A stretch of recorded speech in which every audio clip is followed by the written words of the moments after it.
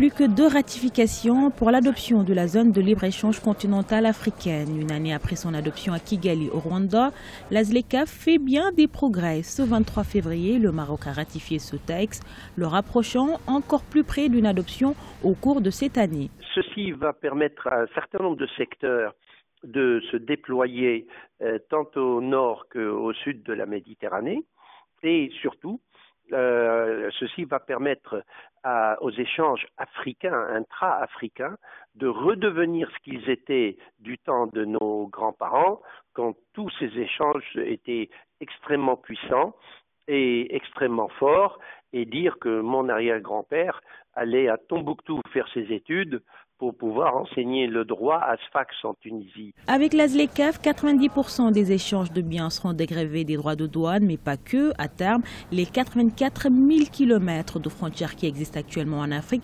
devront disparaître. L'arrivée du royaume chérifien dans le grand marché de la ZLECAf confirme les assurances de Moussa Faki Mahamat, président de la Commission de l'Union africaine. Les avancées enregistrées, s'agissant de la zone de libre-échange, sont particulièrement encourageantes. Les 6 pays qui n'ont pas encore signé cet instrument doivent le faire dans les délais les plus brefs et ceux qui ont déjà franchi ce pas concluront rapidement les procédures de ratification.